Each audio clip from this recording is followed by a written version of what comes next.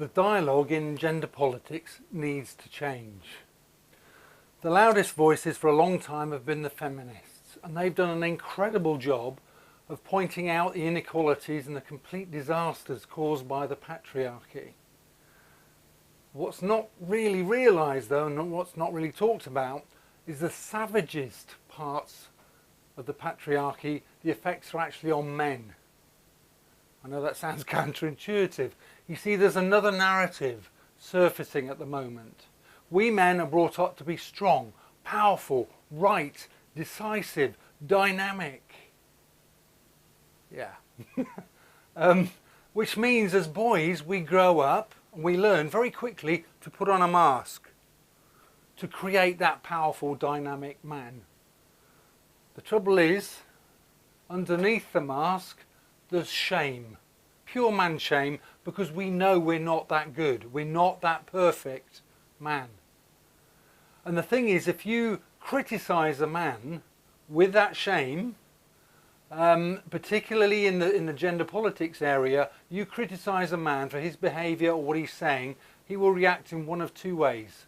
He'll either crumple and disappear, or he'll come out flying with his fists. And of course, those are the perpetrators who do need locking up. The average man is not like that. And yet somehow we're all getting tarred with the same brush. See, the paradox is that women want kind, compassionate, empathetic men, but not weak men.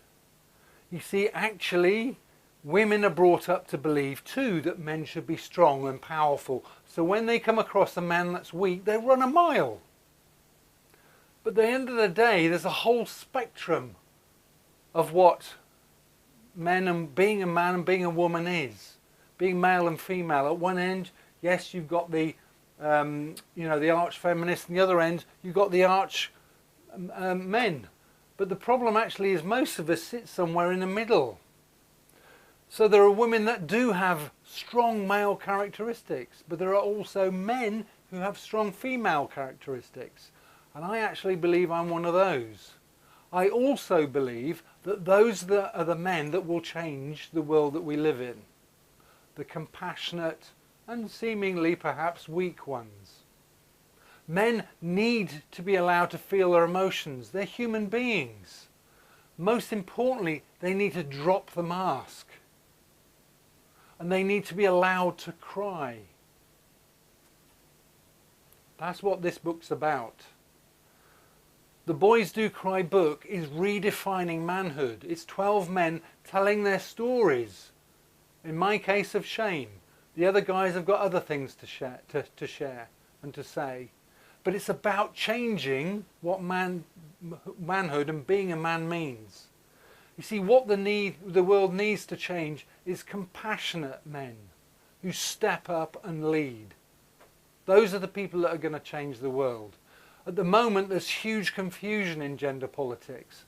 I spoke recently at an event, and there were hundreds of men and women invited to the event. It was on diversity and principally on equality. And two interesting things. One, there were two men in the room. Myself as a speaker and the husband of the lady that was organising it. You see, men don't dare come to these events because they know they're going to get attacked. The other thing that was interesting was the conclusion. The conclusion was that men and women are the same. Men and women are not the same. And they shouldn't want to be the same either.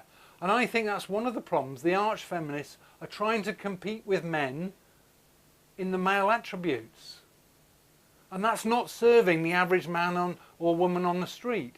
So for example, in this meeting, there was a whole chorus of women standing up and saying that they were warriors.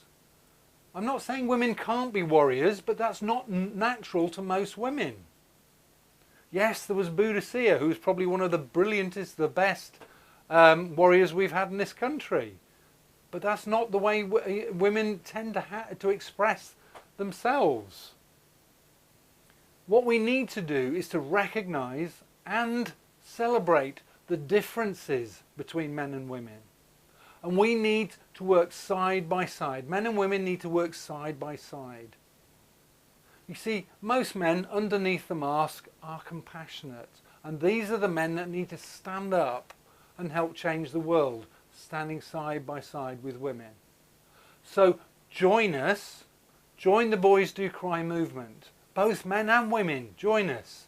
There's been a lot of activity on Facebook since we launched this book. It's only a couple of weeks ago. So join us, join the Boys Do Cry movement.